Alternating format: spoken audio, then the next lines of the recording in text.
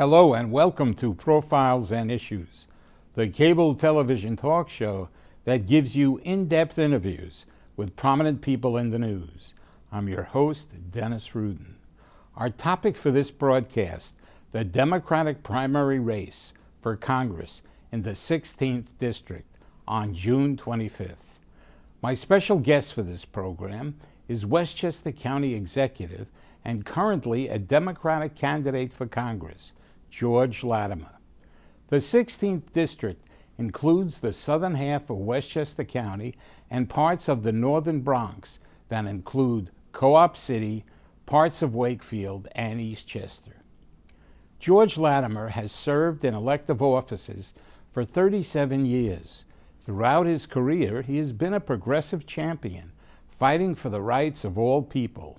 As the first Democratic chairperson of the Westchester County Legislature, he created the Westchester Human Rights Commission. As a state legislator, he voted for the passage of the marriage equality law and supported waste haulers reforms. George has defended a woman's right to choose and worked to keep guns off our streets. On police reform, he worked to create the Reimagining Task Force to better serve poor and lower-class families. He co-sponsored the New York Health Act, which brought universal health to all New York residents. As county executive, his administration has had 3 consecutive county property tax cuts. And now my interview with George Latimer. George Latimer, welcome back to Profiles and Issues. Good to be with you again, Dennis. My pleasure. George, you're running now in a Democratic primary. What specific issues or events motivated you to enter a primary and run for a seat in the 16th Congressional District against the Democratic incumbent, Jamal Bowman? We have to look at this, Dennis, as a choice that people are given. Democrats go to the polls and they can pick the current direction that they're in, or they can pick an alternate direction. The current incumbent ran in a primary 4 years ago when he believed he had an alternate view to give at the time against the prior incumbent, Eliot Engel. So that's how I view myself. I don't see myself in a boxing match with somebody else. I see myself as presenting a way of looking at our representation in Washington. I don't think it's disputable that Washington is dysfunctional and broken. Certainly the House of Representatives is. And it's broken on the Republican side of the aisle, and it's also broken in certain ways on the Democratic side of the aisle. We have wings of each party that have ideological commitments, and they're not looking at trying to solve problems. They're looking at winning debating points over culture war issues. That's not the way I function as a county executive. That's not the way I functioned when I was in the state legislature or prior to that in the county legislature. I focused on what can we do to get concrete things done to make things better. It's that motivation that puts me into this race. If it is a persuasive argument for a majority of the Democrats, then I'll be the Democratic nominee to go to Congress. If it is not, if there are other things on the minds of the Democratic voters and they choose to go in a different direction, then they'll cast that vote. But I don't view it in a negative light at all. It's no different than what happened 4 years ago. You're offering an alternative, and that's what I'm doing. I've covered you for many years, and you have instituted many reforms in the system. Mm-hmm. And I say that to my audience because we don't endorse, but I say this as a fact. Mm-hmm. So my question to you is, and you can mention some of these reforms in your answer, why are far-left political organizations such as the Westchester Black Political Conference, the Lower Hudson Valley Democratic Socialists of America, the Westchester Coalition of Police Reform, Juanita Lewis, Executive Director of Community Voices, who's advocating for more affordable housing. Why are they accusing you of failing to work with poor and working class communities on progress, on this progress? Look, I think their accusations are off base. They support the incumbent. They're making a political argument to defend the incumbent. They have no backup for these accusations. We've developed more affordable housing in Westchester County than any other county outside of New York City and New York State. That's a fact. We produced more affordable housing in Westchester County in this administration than any prior administration. 2,500 units where the doors are open and people are living in Greenburgh, in Portchester, in Yonkers, in Ossining, all across this county. We have another 4,000 units in the pipeline. The arguments that are being made more for ideological purposes. They support the incumbent, so they want to try to show, oh, somehow something isn't being done enough. And we're working very, very hard. Now, there's still a need that's been unmet. If there's any gap in our housing, it's that the federal money hasn't come home that a Congress member can deliver. That's where you help the poorest of people. We as a county government put aside $7 million to help infrastructure in the various public housing projects like the White Plains and Portchester, New Rochelle, and so forth.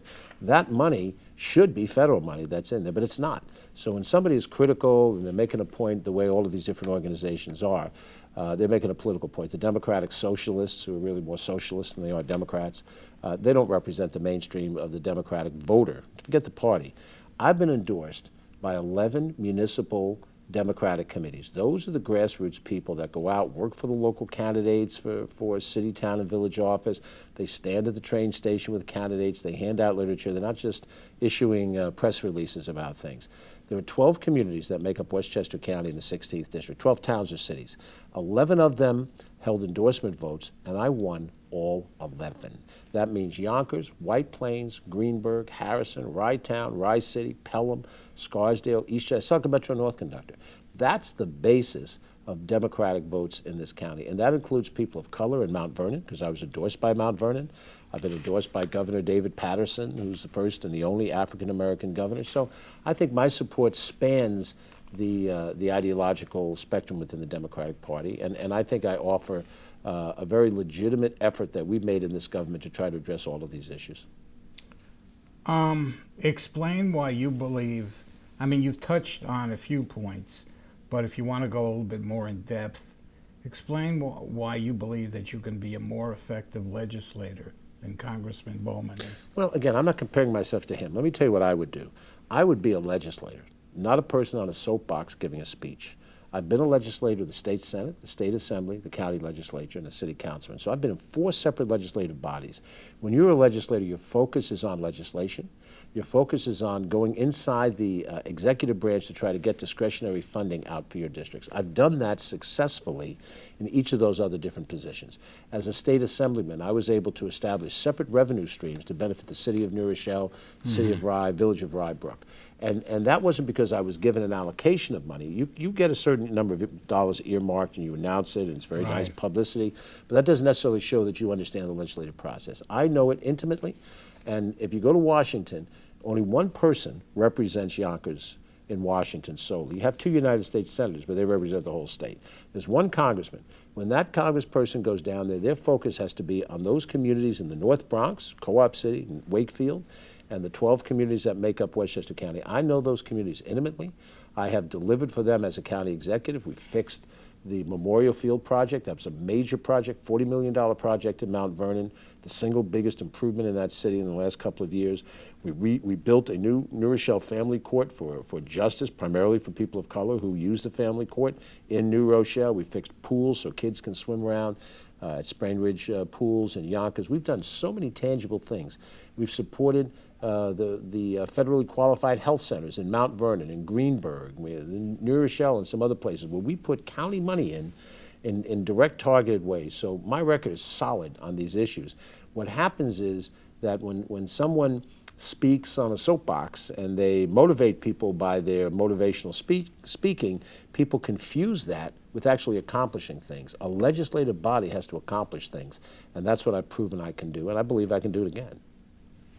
So in other words, you really go after the nuts and bolts of the system. You don't necessarily identify politics, with a group. There's a way to be vocal, and there's a way to be local. And I'm local. I understand the turf. I understand the people in the turf. I'm out in the community more, I think, than any other elected official. I really do believe that, and I see it every day during lunchtime hour. I don't sit and have lunch with my friends. I'm out in different communities, meeting people, talking to them about their issues. And I think that's reflected in some of the early examples of it, the local endorsements by the community Democratic parties, the local unions that have endorsed me. CSEA, the largest public service union in Westchester County, has endorsed me. TWU, Local 100, those are the bus drivers. They've endorsed me. I've been endorsed by the laborers union, the operating engineers, those are the excavation guys. I've been endorsed by the mason tenders. I now have endorsements coming in from the firefighters unions. These are union people in addition to those who are involved in the political process that have endorsed me. And then on top of that, when you look at how we did our petitioning, this is, as we're having this conversation, we're submitting petitions to qualify for the ballot. We submitted over 8,000 signatures signed by registered Democrats to help put me on the ballot. That's the largest amount that's been collected in this district.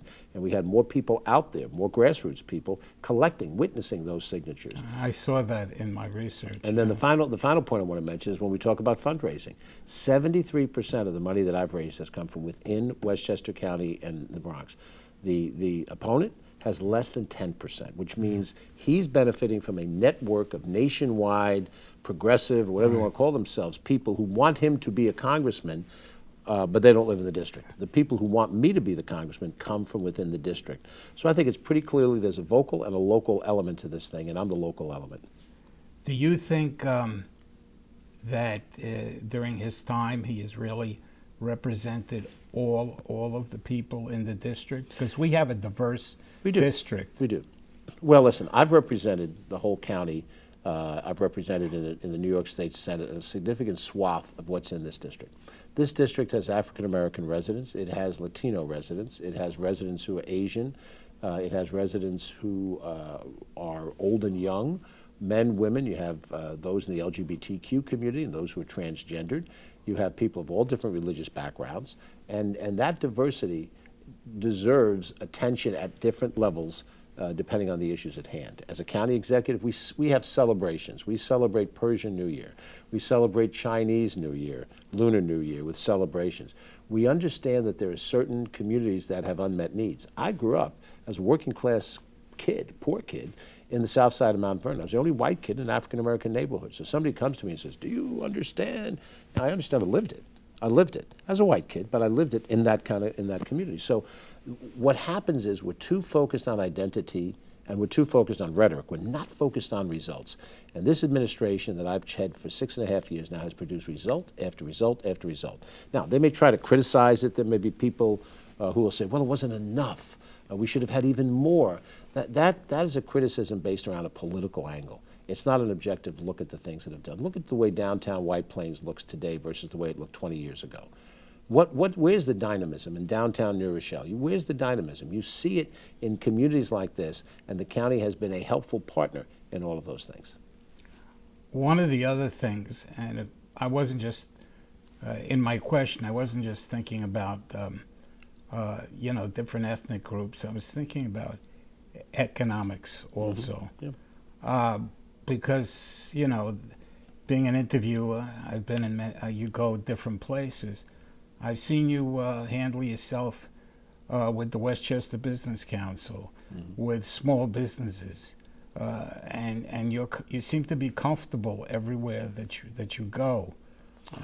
Well, let's look at the economic situation for a second. Now, if you are a democratic socialist or socialist, then you have criticisms of the economic system. But the system that we have is a system that exists, and it's not likely to change dramatically in the future. So the question is, how do you help people compete in that system? This county government, in my 6.5 years in it, we have contributed over $250 million for minority and women-owned business enterprises. That's a trackable number. That's not a fanciful number. I delivered $1 billion.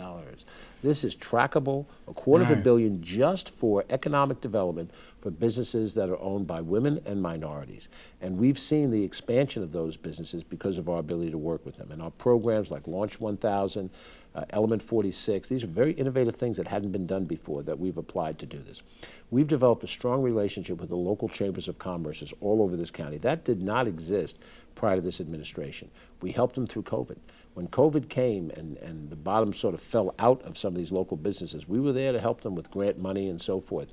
We even helped religious institutions in the same way. We took money that we received and we supplied it so that people could survive. We put at the peak of COVID, $4 million into food insecurity, meaning food for people to get through the various food pantries, and they have a couple of mobile pantries now. In this budget, even though we're not in the middle of the pandemic, we put $1.3 million in for food insecurity. That means people will stand on a line at Ridgeway Alliance Church on a Tuesday and Friday here in White Plains or in front of the Thomas Slater Center, and there's food to be able to distribute to them because the county, in part, has contributed to them. This is helping people who are poor, the most neediest of the group. So the record that we've achieved is clear in every area. I mentioned federal health care, federal health, neighborhood health centers, that's health. I've just mentioned food. We've talked about housing.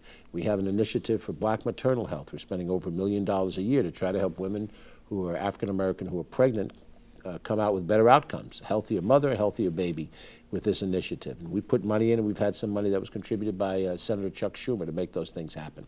When somebody says to me, well, you know, I'm progressive, and what are you? My work shows what we are.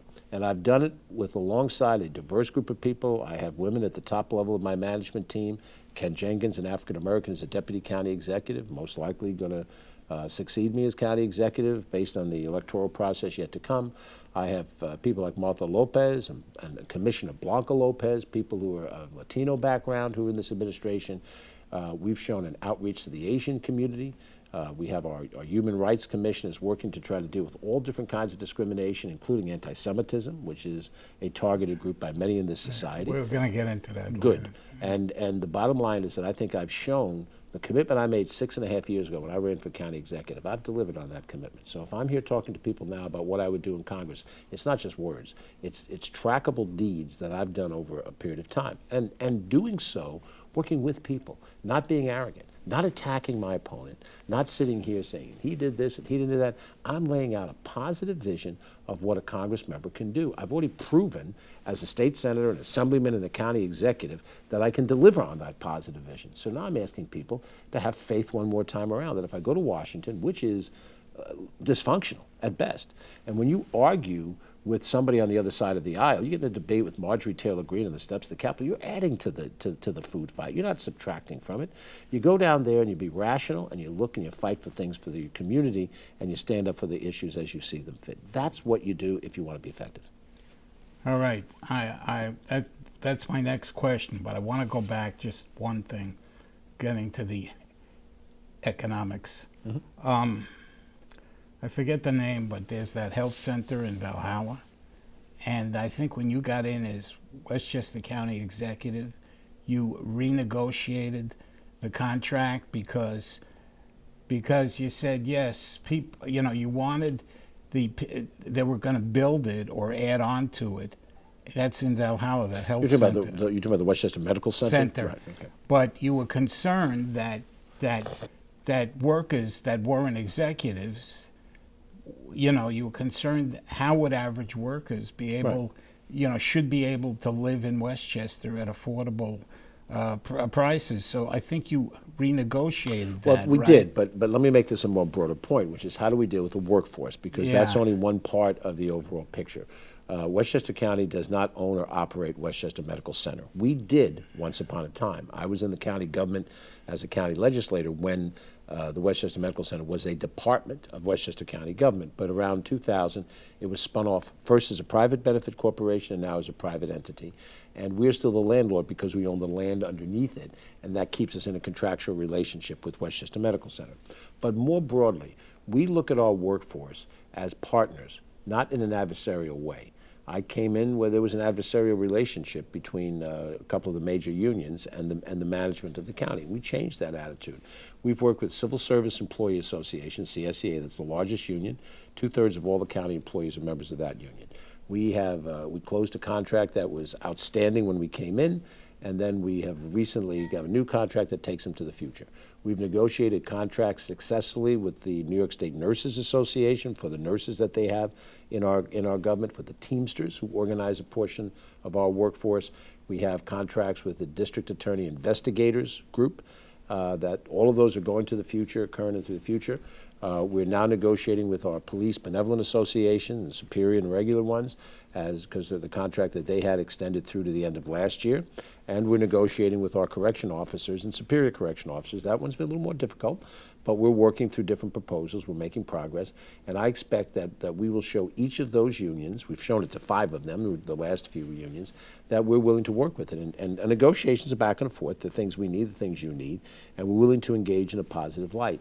That tells you a mindset. If we can treat our employees as part of our family, then we treat the people who live in the county as part of the same family. That's been the mindset of this administration. Now, we're going through a campaign, so people are going to say anything. They'll make accusations, they'll attack because they want to win. They want to maintain the seat in Washington. They're part of the squad. They want to maintain that. They think there's a lot of symbolism at stake here with these issues. And I pose, with my rational way of operating, I pose a threat to all of that because I'm progressive, but at the same time, I'm practical. And they would prefer not to have that practical side of it. But the point I wanted you to make or bring up in the question, didn't the county negotiate with this medical center to build affordable housing for those employees? What we did in our plans is we have authorized land that's adjacent to the hospital to be developed as part of what's now called the North 80 project. And within the North 80 project, there would be, in theory, biomedical corporations that will have their commercial operations based there.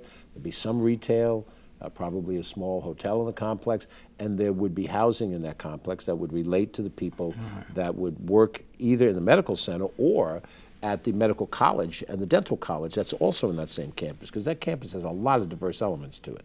And so you're talking about the Grasslands campus in Valhalla, yes, but the negotiating piece with the medical center is one aspect of this. The aspect in terms of the housing comes through the North 80 project, in which we've worked with a developer who has a plan and he's implementing it. And it's going to take time because COVID really set everything back, Dennis. We have to be realistic about it. The way we need and use office space is very different today than the way it was in 2019. Just look at the workforce.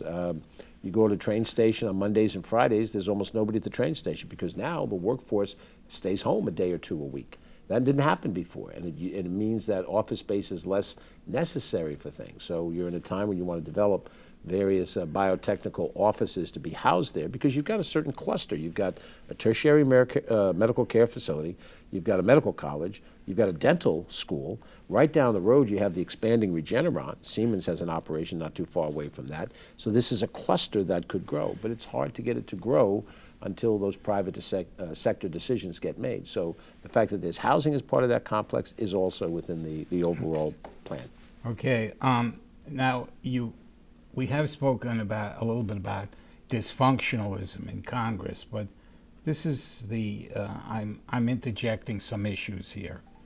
At present, the current House of Representatives, as you mentioned, was dysfunctional. But part of that shows because it is unable to pass important legislation dealing with aid to Ukraine, Israel, and the immigration crisis at our border. Throughout your political career, you've demonstrated the ability to work with people from all political groups. So as a member of Congress, what approach or actions would you take to deal with this crisis? Well, I think the first thing you have to try to do is you have to try to stay within the mainstream of where most of the members are. When you join a group of members, 10 or 11 members, the squad, on the outside looking in, you alienate yourself from the bulk of individuals. Doesn't mean you interact with them, but you're basically saying that we are going to serve as spokesperson for a point of view regardless. We're going to vote no on a host of different issues. That does not help you build the coalitions you need. What I've learned in my legislative career is that you work with people in your party and across the aisle, issue by issue. If you have a consensus on flooding and how you're going to fight that, you may have Republican support on that issue. Then you turn around and you talk about a woman's right to choose. There's no agreement on that issue. That's fine. You let that stand aside. You work on the issues that you can. You stand up for the principles that you believe in, even if there's conflict on those principles. You need to be able to build flexible coalitions. So you can't be sitting in one edge. And you have the edge on the Republican side, the far right wing that's prepared to shut down the government. And you've had the far left wing that's also not voted to keep the continuing resolutions of government going. So you look for allies where you find them issue by issue. And if you do this properly, you start to move the ball on some environmental issues. You move the ball with what I hope would be bipartisan reform of our immigration process. And you keep things in a balance so that when it comes time to put something onto the floor of the House, and of course it has to go through the Senate as well, that people say, well, I don't like every element of it, but in it are things that I can agree with, so I can vote for it. As opposed to those who sit on the wings, they only want to vote for the absolutist. And they have a group of people that are with them saying, oh, no, stick out, don't do this, don't vote for that. But and the infrastructure bill is a good example of that. The infrastructure bill was President Biden's greatest accomplishment in his first few years in office, and he got a bipartisan commitment to spend money to build our physical infrastructure. We're going to fix the Glen Island Bridge in New Rochelle, which needs to be fixed, because we have access to that money. And they're going to rebuild the Francis Scott Key Bridge in Baltimore that was just came down a week ago. They're going to rebuild that with the same infrastructure money. You have an obligation as a legislator to stand behind that process and to vote for it. I heard the rationale. Oh, there was another bill, and I wanted the other bill. Well, fine. You talking argue about Congressman Bowman's you argue. I'm talking about the bill. The bill is the infrastructure bill, and it should have been voted for. And the people who voted against it, the handful that did, made a mistake. And now we need to tap into that infrastructure bill money to do the things we need to do going forward.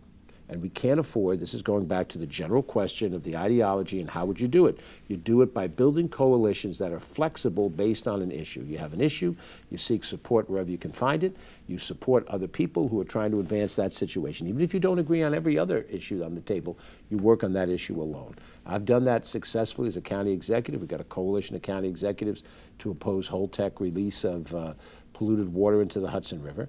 And it's not easy to do, but this is what experience gives you. People oftentimes say, well, you've been around a long time. We need new blood. Well, what you need is talented people who are willing to work. If you've been around a long time and you've lost your mojo, if you've been around a long time and you've seen it all and you're not really that interested in doing the job, that's one thing.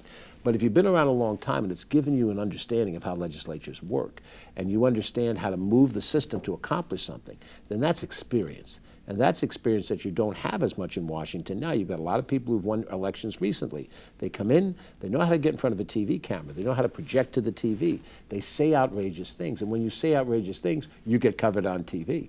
But the outrageous thing that you say doesn't help you accomplish anything. And I think people understand that. And I think people are getting damn tired of those of us in government who don't focus on results. They want to see something happen. We've given them in Westchester County 6.5 years of results. And that's what I think has moved people in the right direction, and that's what I propose to do in Washington. I just have to bring this up. County Executive Ed Day, he's a Republican, and yet you were able to join forces in that shared services to save the county money. Right. Would that be it's a good example of it? Example? I've partnered with Ed Day on some issues, and a Republican, with Steve Newhouse, who's the Republican leader of Orange County, with Kevin Byrne, who's the Republican leader of Putnam County. We have our differences. It's pretty clear.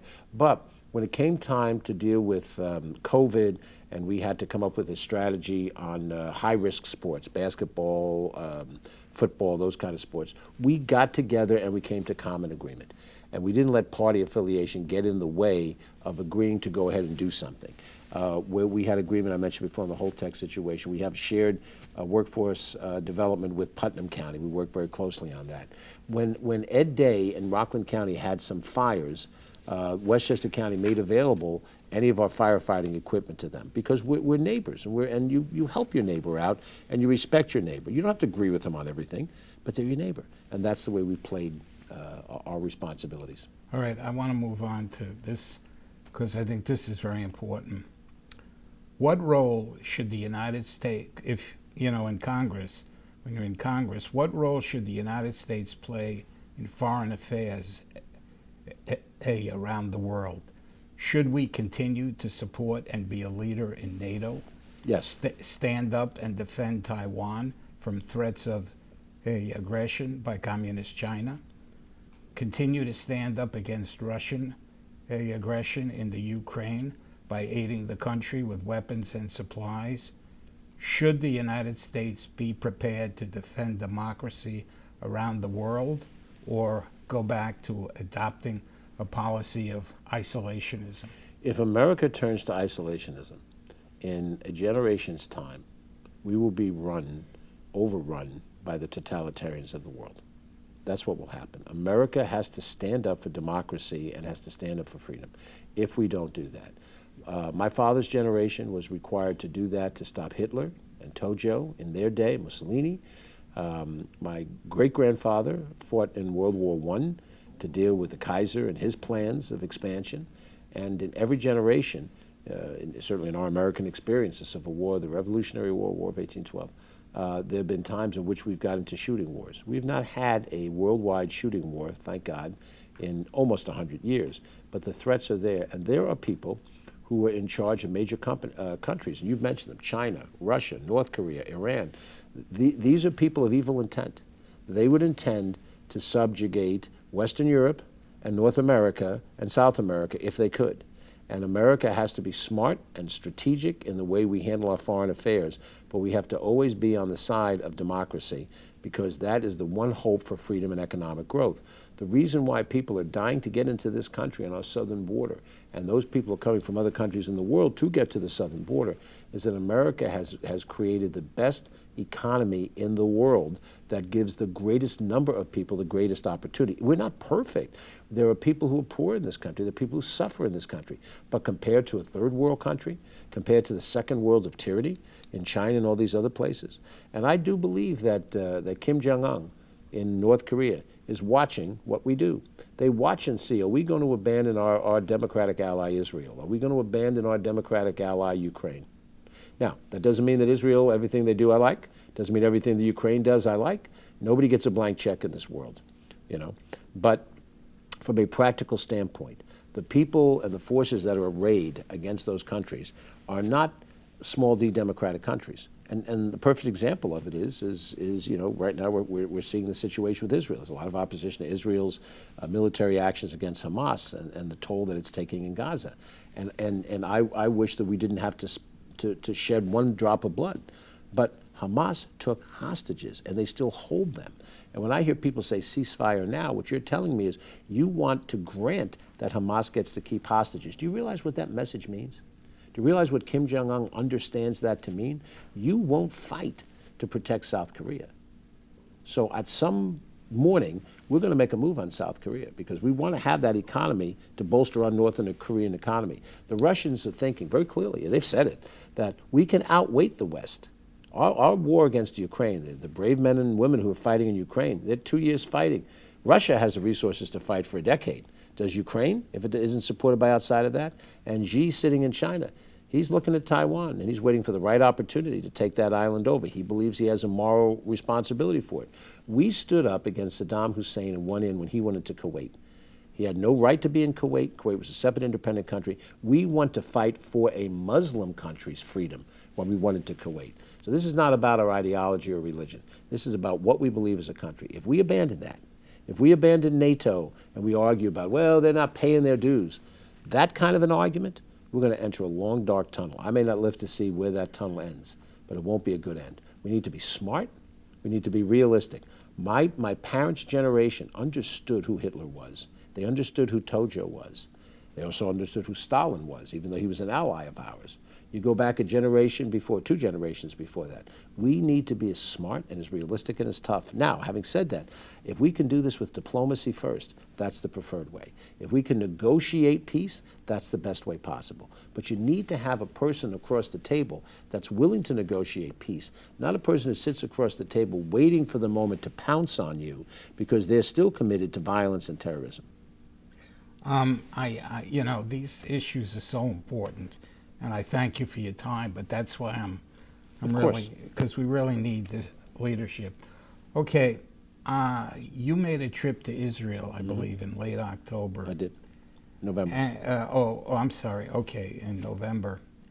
And after the brutal attack on settlements in southern Israel near the Gaza Strip, please share with us some of the experiences that you had encountered, your own feelings and emotions about them. And did your trip to Israel influence you in any way to run for Congress? Well, the trip that I took to Israel, along with 7 other elected officials and then some members of the Jewish community in Westchester County, was an important trip for me to make. I was considering the race for Congress throughout this period of time. I'd been asked to consider this race 6, 7 months before I actually went to Israel, and I didn't decide decisively until another few weeks after I returned. But while I was there, we saw a lot of different things in a very compressed period of time. We went to a distribution center where we saw voluntary goods being given out to help those people who had left the northern part of Israel close to the Lebanon border and those in the Gaza envelope because they feared that they could not live safely in those environments. They sort of migrated into the central part of the country and they needed help and assistance. We went to a press conference, very emotional, of family members of the hostages trying to get the world's attention on the plight of the hostages. We went. We had a short meeting, almost more of a photo op with the president of Israel, Izzy Herzog, who was brilliant guy, was at NYU Law School, I think, right after I was at NYU Graduate School. So we had a little bit of violet talk when we talked for a few seconds. But we also met with an opposition leader, Yair Lapid, who is an opponent of Netanyahu, and we talked about the different strategies and what their thinking was, even though they have a unity government now to deal with this crisis. But without a doubt, the most motivating is the wrong word, the most impactful part of the trip was the visit to kibbutz Kfar Aza. And while we were there, I walked through the complex. It reminded me of the townhome complex that I lived in suburban Philadelphia years and years and years ago. Wow. It has a bit of a look like that. And we saw burned out places. We saw where Hamas burned people out of the safe room. And then when they came out of the safe room, we saw bullet holes everywhere that represented how they were gunned down. I saw a little toy under a bush and a little rack that you would dry clothes on, and that was a sign of domesticity on October 6th before October 7th. The stories we heard were horrific of what happened, and I know people have denied that up until the definitive proof that came out most recently. I've had people tell me, oh, that never happened, there was no Hamas atrocities, and anyway they were justified by other things that had happened in days before them. But I think the most moving thing that happened to me while I was there, while we were walking through the complex, there was a huge boom in the sky. And we all stopped and we looked up. It sounded like an airplane hitting Mach or something, maybe a firework type of thing, but it was one sounded shot. And we said nothing. We kind of looked at each other and we kind of figured, this is the Iron Dome taking out a missile. And had there been no Iron Dome, maybe that missile would have landed perhaps where we were standing. It made me stop, and it's not very infrequently when I stop saying anything. Let me fast forward to the trip back. So we land at JFK. There's a group of us, and we're in a van. We get a van that drops us off. First person gets off in New Rochelle. We're going through the streets of Mamaroneck to drop the second person off. And we hit a traffic jam around a middle school, 8:15 in the morning. Something that happens not infrequently. And I'm a New Yorker. I get irritated. What's going on? I look out the window of the van, and I see like 18 cars up to the traffic light. The traffic light turns green. 2 cars get through. It turns red again. It's going to take us forever to get through. I look up at the sky, and it hit me that the sky in Mamaroneck, Larchmont, looked just like the sky in kibbutz Kfar Aza. And I caught myself thinking, George, nothing is coming out of that sky in Larchmont or Mamaroneck that could take your life or any of your neighbors' lives. But the people in Israel that look up to the sky don't know what's coming out. And they may hear a boom, and that boom means they were this close to having a bomb fall on their head. No bombs fall on your head on Myrtle Boulevard in Mamaroneck. And I realized what they live under. The people who live in Gaza, the Palestinians, also live under a constant threat. So the answer is the long-term peace of the area. It's not the short-term peace that allows Hamas to retool. It is a complete restructuring that does not include Hamas, because Hamas is committed to violence and they're committed to terrorism. And anybody who tries to gloss that over is glossing over reality. You can put lipstick on a pig, it's still a pig. You need a combination of Arab nations that are prepared to come in and manage Gaza in a peaceful way. You need to be able to have humanitarian aid come into Gaza to help those people who are starving and make sure the people get that aid. And there's enough petrodollars in the Arab world to rebuild Gaza as a beautiful city on the Mediterranean. But that won't happen as long as there's a terrorist commitment whose mission is not to rebuild Gaza, not to help the people of Gaza live a better life, but to serve as a base of operations to remove the Jewish presence in Israel. And by the way, when that happens, because they're committed to worldwide jihad, they're not satisfied. They start to look at Western Europe and North America as a source for a violent overthrow. So I came back from Israel It's a tragic situation. It's been this way for a long, long time. But I have this much know. hope. I know we're running out of time. If we No, haven't that's run out all right. already, We'll give the comparison I make in my heart. I'm of Irish and Italian heritage. My Irish heritage comes from Northern Ireland, County Fermanagh, and I'm Roman Catholic, and it's no picnic to be a Catholic in Northern Ireland. But I didn't grow up there. I'm 3 generations removed. They had, for many, many years in Northern Ireland, the Troubles. What a euphemistic word for what it was. It was murdering that was going on both sides.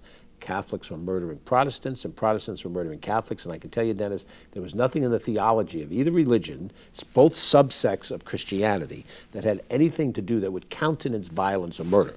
People made this up out of their own head because of their animosity.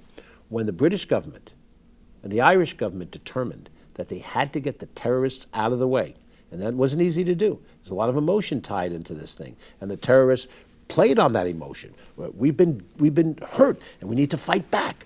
And when the negotiations were able, after a long period of time, to get the terrorists out of the way, there could be peace. And you have relative peace in Northern Ireland right now. There's probably fistfights going on any given night, but in general terms, there's no state of war or troubles in Northern Ireland. That, to me, is the prototype for what I hope for, I pray for, in the Middle East. But it doesn't come with rhetoric. It doesn't come with people saying, one side is evil and they're the ones attacking and they have to stop doing that. That's not an honest read of what's happening there. And neither are either side without some blood on their hands. Yes. And you have to recognize that. But you have to recognize that you sit at the table and negotiate. And the first important sign of sincerity for peace, release the hostages. I don't know how many are left. They may be all dead. Yeah. But I will tell you this much, and I'm sure it's happened to you. When my mother and father died, I needed that closure. I needed the closure of the funeral. I needed the closure of the wake, to know that they weren't there, but we commended them to whatever comes after this in an appropriate way. The hostage families deserve that. It was the last thing that we could do for them. The Netanyahu government has been criticized by President Biden for not giving adequate consideration to the enormous death toll of Palestinians as it pursues Hamas, and not protecting humanitarian aid as it attempts to reach civilians. Also, these last couple of weeks, Prime Minister Netanyahu has said he plans to invade Rafah with or without United States support to wipe out Hamas. And this is, why I think Congress has tremendous challenges. Mm-hmm. What is your opinion on this matter? I mean, this is really... I think one of the problems that you have when you get to moments like this is everybody expresses an opinion. And I say this, and somebody else says that, and then somebody comments off of this. The truth of the matter is none of our opinions matter more than what President Biden and his team can negotiate with Netanyahu. I want to see the least amount of damage and human loss of life as is possible. I understand that Hamas has to be taken from authority and power. I leave to President Biden and his team, because he ran for president of the United States, the discretion to do whatever they can do to negotiate the best possible result out of this. I don't think my stating what I think about Netanyahu, look, I don't love Netanyahu. His domestic policies include things that when I read about it, I disagree with. But I'm not an Israeli citizen, and I'm not casting a vote in Israel. I happen to be of Italian extraction, as I mentioned before. I'm not particularly in love with the Italian leadership of Italy right now. The prime minister there is not to my liking, but I'm not an Italian citizen or voter. So I think the important part is that we strive as best as we can to have a unified basis as a country, a foreign policy under a president. If you trust the president, I do, that he tries to negotiate as best as he can with Israel to get the best possible outcome. At the end of the day, Netanyahu or Israel has not yet gone into Rafah, and they put a deadline or a line in the sand. Well, that line in the sand is passed at a prior period of time.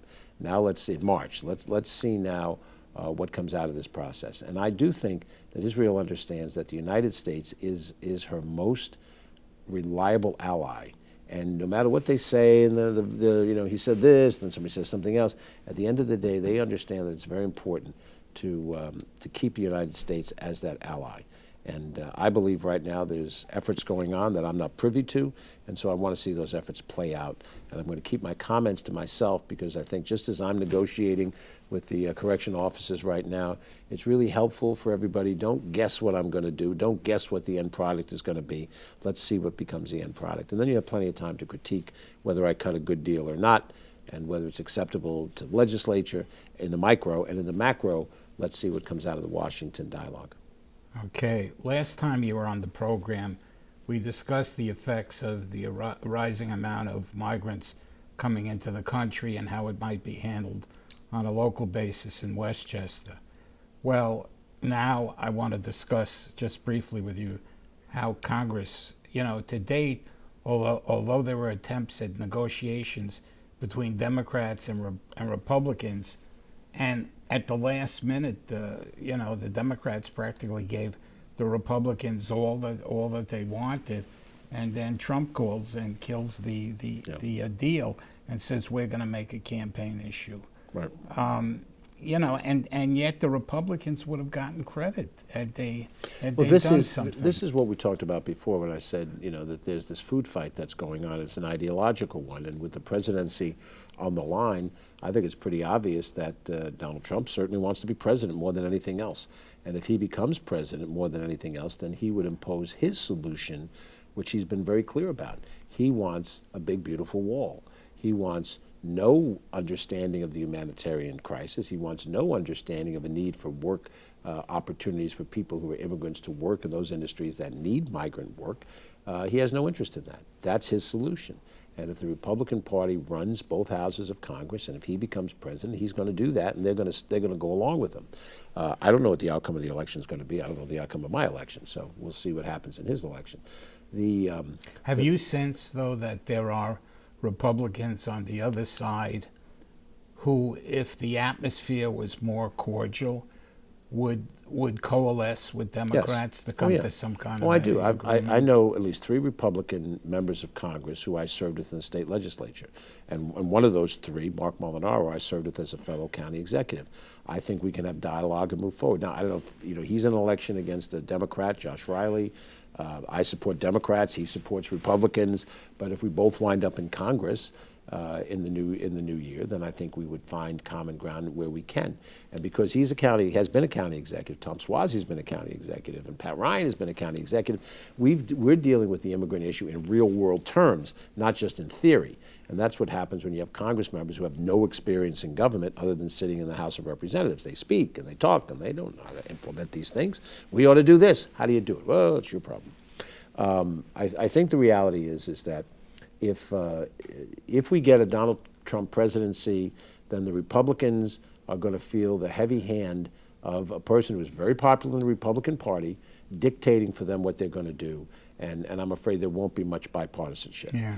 If Donald Trump is defeated and he has a second loss on his record, and Joe Biden is reelected as president, and he has his flaws, and we try to work through those things. I have my flaws. Then I think there is a possibility for some Republicans to be willing to work across the aisle on issue by issue. And I think immigration is one of those issues where the final negotiations that you work out will have elements in it that each side would like, which also means elements in it that each side doesn't like. But that is the act of compromise. And no matter how much a person on either extreme says, I have an extreme point of view, some of those organizations you pointed out earlier in this that are critical of me, they have no willingness to compromise. But they also have no ability to impose what they want. They want to tell people, this is how you're going to live your life. Well, people in a small d democratic country say, no, don't tell me how to live. I'm not going to live my life the way you want me to. This is what you want. This isn't what I'm going to do. So you have to persuade people. You have to bring them along. That's where the success in government comes from.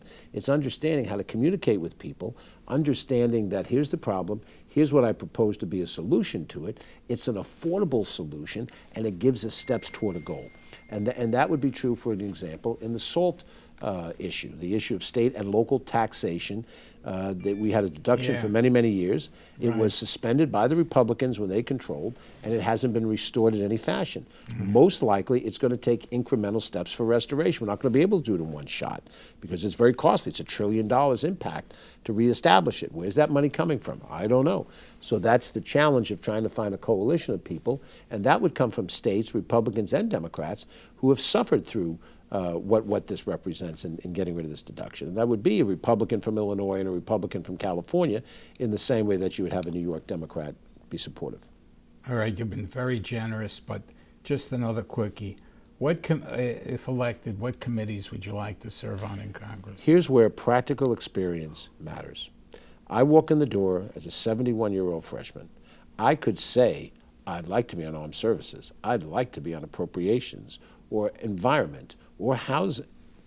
I'm going to get the leftovers that are available. Because you're a freshman. Because I'm a freshman. I'll be a 71-year-old freshman. That's probably top 10 oldest people to ever be a freshman in Congress. But the bottom line is, I'm confident whatever committee I'm assigned, and I'll ask for certain numbers of them, but I don't think I help my case by going public with the committees I want. As much as somebody says, what would you like? I'll take housing, I'll take environment, I'll take labor, I'll take a host of different issues where I think I can make an impact. I'll look at what's offered to me, make the best choice of what's possible after all the more senior members, which would be everybody, takes their choice. And then whatever committee I get on, I'll look for what subcommittees I can have influence on, and then try to use that seat to try to push for things that I think are necessary for the district. Look, if you get in, you may get in as a freshman congressman, but your experience is. I would hope you know. somebody would say, I know he's a freshman, but I think George Latimer knows something about this. Why don't we ask him his opinion? As opposed to, you're a freshman, shut up for 2 years until you're a sophomore, which can happen. But I've been through this before, Dennis. That's the whole point. I was a 51-year-old freshman assemblyman. That's pretty old too. When you're in the assembly, people younger than you have more seniority than you. I still figured out how to be effective, and I think I can be effective in Washington. Okay, we're almost at the end, and I think you've spoken from your heart. So I'm going to give you a couple of minutes, 2-3 minutes. I want you to look in that camera, look at the audience, and tell them exactly why you feel that they should send you to the United States Congress. The important thing is that I didn't seek this position because I thought it was a great next step in my career. I'm comfortable with what I've accomplished over the various positions I've had up to now. I see a problem, and I think I can help address it. And the question is, do you see the same problems, and do you think it's being addressed by going in the same direction that we've gone in? If you believe that, as I do, that there's a dysfunction in Washington, and it doesn't get cured by more rhetoric. It doesn't get cured by more bold pronouncements. It doesn't get cured by dividing ourselves further by pitting this group and saying this group should be attended to and this group can be ignored. Then I offer an alternative. And that alternative is a person who has proven over an extended period of time that I care about doing substantive work in government, as boring as it is, as unwilling as it is, as unable as it is for me to get attention and press. But I'm willing to do those things because it's that important. And I think that you deserve to have people who represent you in Congress who go there to try to accomplish something. And that's what I intend to do if I have that opportunity. If I don't get that opportunity, I'm still grateful for the people of Westchester County because you've given me multiple opportunities to serve already. But I believe this will be the last service I can provide, which is to be a voice for Westchester, the Westchester that I know, that I love, that I've lived in for almost all of my life, and that I understand intimately, along with the Bronx, which I've lived next to and been a part of for a significant portion of my life. And that with that energy and that effort, I will be a good congressman for however long I serve, and you'll be happy and proud that you took the chance of giving me this opportunity. George, thank you very much for coming on the program. Dennis, a pleasure. Good luck, and we'll see you around. Yes, I have interviewed you for decades. I have come to respect you, and other things too, admiration. Oh, thanks. But regardless of where fate takes you, we want you to come back because you're the kind of person, no matter where you are, no matter what age you are, you're always going to be a vital asset to society with your leadership, your participation. And the bottom line is you make life better for other people. Thank you, my friend. And that is a terrific mitzvah. Thank you. It's a wonderful way to end. Again, thank you for your time. I look forward to seeing you soon. Thank you. All of our programs can be seen on our website online at any time for free. Just go to our website at www.thedennisrudenshow.com or www.profilesandissues.com. We're also on Thursday nights at 8:30 p.m. At Channel 76 on Optimum and 45 on Verizon here in White Plains. On your computer, www.whiteplainscommunitymedia.com. And and we'll be showing this periodically throughout the show. If you haven't seen it, to sign up and get involved, George Latimer for Congress, for New York, or write George Latimer for Congress, P.O. Box 789, White Plains, New York, 10602. This is Dennis Rudin saying so long for Profiles and Issues.